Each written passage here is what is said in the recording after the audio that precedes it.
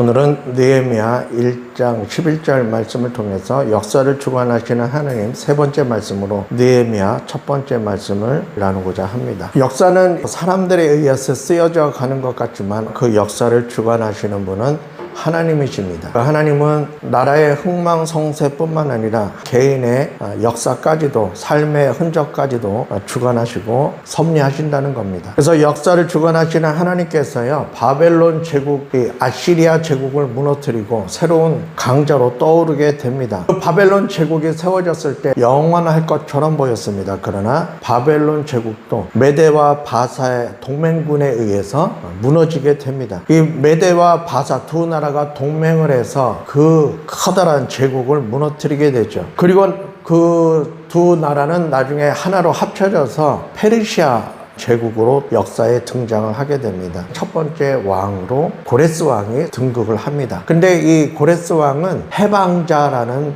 이름으로 불려지기를 원했습니다. 왜 그러냐면 바벨론 제국이 워낙 강하게 통치를 하다 보니까 어느 한 나라를 점령을 하면 그 나라의 사람들을 각 지역으로 막 흩어버려요. 뭉쳐있으면 언제 또다시 반란을 일으킬지 모르니까 막 흩어버리는 정책을 했습니다. 자, 그러다 보니까 점령당한 나라의 백성들은 다 노예로 끌려가게 되죠. 남쪽 유다가 바벨론에 멸망하고 많은 사람들이 포로로 끌려가죠. 점령국들에 대해서 호감을 얻기 위해서 이 고레스는 내가 해방자다라고 하는 이미지를 갖기를 원했던 거예요. 그것이 그의 욕심에 기인한 생각이 되었든지 아니면 하나님의 역사 가운데 이루어졌든지 간에 그 역사를 하나님이 주관하셨고, 그것은 아주 신기하게도 남쪽 유다가 멸망하기 전에 예레미야 선지자를 통해서 10년 후에 너희가 다시 예루살렘으로 돌아올 것이라고 예언하신 그 예언이 성취되는 역사 가운데 이 고레스 왕이 쓰임을 받았다는 것입니다. 고레스 왕의 그 생각이 하나님께서 이스라엘 백성들을 다시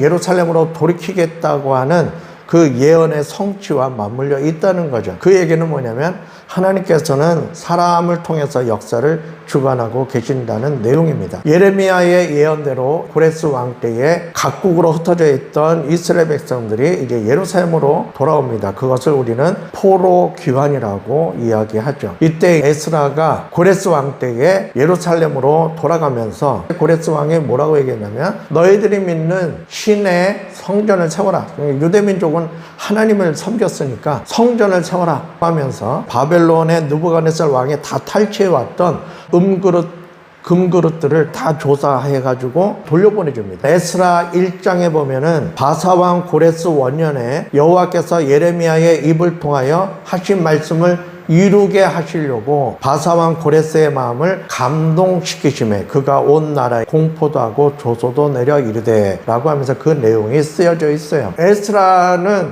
성직자로서 제사장이고 율법사로서 성전을 재건하기 위해서 본국으로 돌아가게 됩니다. 그리고 성전 재건의 역사를 이루다가 중단이 되죠. 그리고 에스라 다음에 나오는 성경이 느헤미야서인데 이 느헤미야 성경에서 자세한 정보를 주지 않습니다. 느헤미야가 몇 살 때 포로로 끌려갔는지, 포로로 끌려간 상태에서 태어난 세대인지 아니면 포로로 끌려간 세대인지 정확하게 성경에 기록이 안 돼 있어요. 그리고 느헤미야가 수산궁에 있었더라라고 표현하고 있는데 이 수산궁에서 어떤 직위를 가지고 있었는지 뭘 했었는지는 모르겠지만 어쨌든 수산궁에서 뭐 있었다고 해요. 성경은 그렇게만 알려주고 있습니다. 에스라가 제사장으로서 성전을 짓기 위해서 예루살렘으로 갔다면 느헤미야라고 하는 사람은 정치 지도자로서 예루살렘으로 귀환을 하게 되고 예루살렘에 가서 성벽을 쌓는 일을 하게 됩니다. 자, 어쨌든 그렇게 하나님 앞에 쓰임을 받는 사람으로 성경에 기록되어 있는데 오늘 저와 여러분들이 주목해 보고자 하는 것은 그 과정 속에서 하나님이 느헤미야를 어떻게 부르셨는지에 대한 내용을 살펴보고자 합니다. 어느 날 느헤미야에게 하나님이라고 하는 사람이 와서 소식을 전해주는데 예루살렘에 있는 이스라엘 백성들의 형편이 아주 비참한 상황에 있는 소식을 전해주게 됩니다. 그때 느헤미야는 그 소식을 듣고 하나님 앞에서 수일 동안 울면서 금식하면서 기도를 합니다. 느헤미야가 한 기도의 내용이 1장 전체에 나오게 되는데 그 느헤미야의 기도를 가만히 보면 이것은 보통 사람의 기도가 아닌 것을 느낄 수가 있어요. 그 시대에 느헤미야만 들은 것이 아니고 다른 많은 유대인들도 들었을 거예요. 그런데 유독 느헤미야는 이 소식이 너무나도 마음이 아팠고 다른 유대인들보다는 조금 더 형편이 좋은 상태에서 자기의 삶을 영위하고 있는 사람임에도 불구하고 본국 소식에 대해서 너무나도 마음이 아팠던 거예요. 같은 소식을 들었지만 누구는 참 안 됐다, 마음이 아프다, 그 정도로 끝나버리지만, 그러나 느헤미야에게는 그것이 너무나도 마음에 박혔던 거죠. 그러니까 수일 동안 울면서 하나님 앞에 금식할 정도로 거룩한 부담감을 갖고 있었다는 겁니다. 그래서 느헤미야가 하나님 앞에 막 기도를 해요. 기도를 하면서 기도 말미에 오늘 우리가 읽은 이 본문 내용에 들어가 있는 것입니다. 그래서 여러분, 하나님께서는요, 역사를 주관하실 때 반드시 사람을 통해서 일하십니다. 하나님을 아는 사람이든 모르는 사람이든 간에 하나님께서는 사람의 마음을 움직이시게 하시고 사람을 통해서 일하신다는 거예요. 그래서 오늘 느헤미야가 예루살렘의 소식을 듣고 다른 사람들과는 달리 마음의 부담감을 가지고 하나님 앞에 수일 동안 금식하면서 울면서 기도했다라고 하는 것은 우리가 많이 표현하는 거룩한 부담감인데, 이 거룩한 부담감은 다른 말로 표현하면 하나님의 소명이라는 겁니다. 그렇잖아요.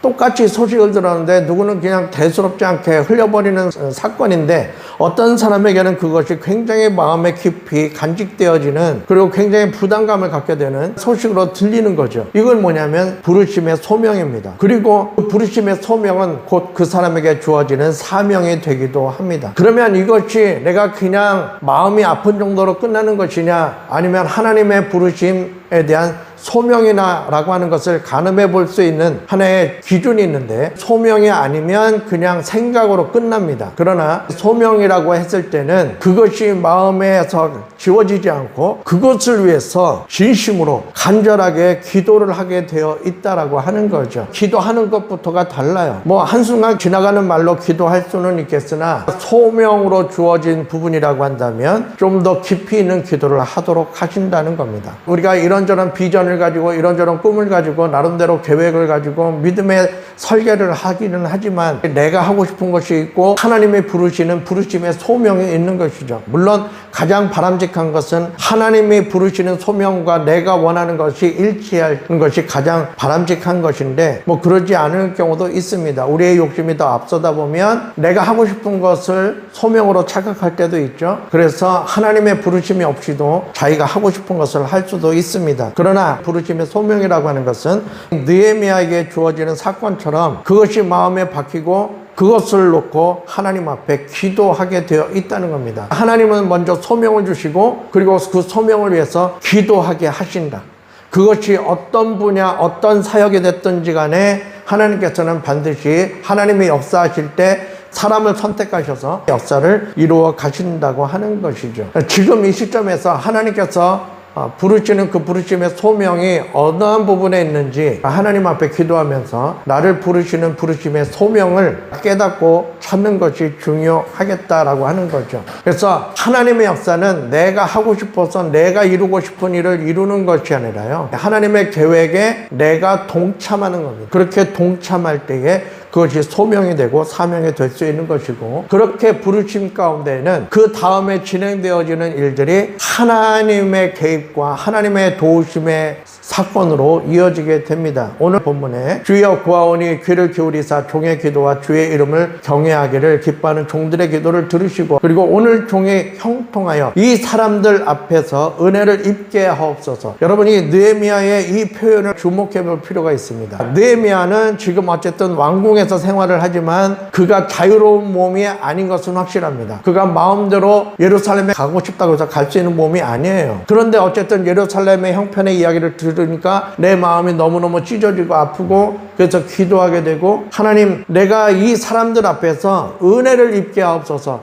내가 아닥사스다 왕에게 은혜를 입게 해주세요라고 기도하지 않고 이 사람들 앞에서, 이 사람들은 누굽니까? 그 왕궁에 있는 유력자들 모두를 통칭한 거겠죠. 이 얘기는 뭐냐면 느헤미야가 하나님의 도우심을 구하지만 이 하나님의 도우심이 어떤 경로를 통해서 어떻게 올지는 모르겠으나, 지금은 전혀 감을 잡을 수 없지만 어쨌든 이 사람들을 통해서 내가 형통함을 입어 은혜를 입게 해주세요라고 기도한다는 겁니다. 그냥 막연한 기도를 하고 있는 것입니다. 그랬더니 하나님께서 움직이기 시작하시죠. 그때에 여기는 한 문장으로 표현되어 있지만 그때 내가 왕의 술관원이 되었느니라. 여러분 과거 이 제국시대에 우리가 다니엘이나 여러 가지 사건을 성경을 통해서 봐서 알겠지만 술관원과 떡관원으로 성경에 소개되어지고 있는 이 직함은 아무나 될 수 있는 게 아니에요. 바로 제국의 황제가 신임하고 신뢰할 만한 사람을 세우죠. 왜냐하면 왕을 죽이고 정권을 탈취하려고 하는 암투가 많았던 시대죠. 그렇기 때문에 언제 어떻게 독살이 될지 모르기 때문에 믿을 만한 사람을 두어서 자기가 술과 음식을 먹기 전에 우리나라식으로 말하면 기미상궁처럼 그렇게 자기가 신뢰할 만한 사람에게 자기 목숨을 맡기는 그 아주 중책입니다. 아무나 될 수 있는 게 아니에요. 느헤미야가 이 수상궁에서 살았지만 바로 왕과 가까이 있는 직위였으면은 느헤미야의 기도가 달라졌을 겁니다. 내가 이 아닥사스다 왕에게 은혜를 입게 해주세요라고 기도했을 텐데 이 사람들이라고 이 왕궁에 있는 유력자들 전체를 통칭해서 하나님 앞에 은혜를 구했는데 하나님께서는 다이렉트로 왕의 술관원이 되도록 역사하셨다는 겁니다. 전혀 상상하지 못했던 방법으로 느헤미야를 세우시고 하나님의 역사 가운데 동참시키셨다는 사실입니다. 오늘 이 말씀을 통해서 오늘 우리가 먼저 생각해야 될 것은 우리가 이런저런 일들과 또한 하나님 앞에서 믿음의 삶을 살지만 하나님께서 나에게 이 믿음의 여정을 통해서 동참시키고자 하시는 하나님의 역사와 또한 내가 하나님과 함께 일할 수 있는 분야가 어떠한 분야인지에 대해서 관심을 가지고 기도하시라는 겁니다. 그것이 지금 현실에 비춰봤을 때는 말도 안 되는 망상처럼 보인다 할지라도 그것이 자꾸 내 마음에 담기고 그것을 위해서 깊이 있게 하나님 앞에 포기하지 않고 기도하게 된다라고 한다면 그것은 부르심의 소명이 확실합니다. 그러면 그 소명을 놓고 기도하시면 됩니다. 그러면 때가 되면 하나님의 때에 하나님께서는 우리가 상상하지 못했던 방법으로 하나님의 역사 현장에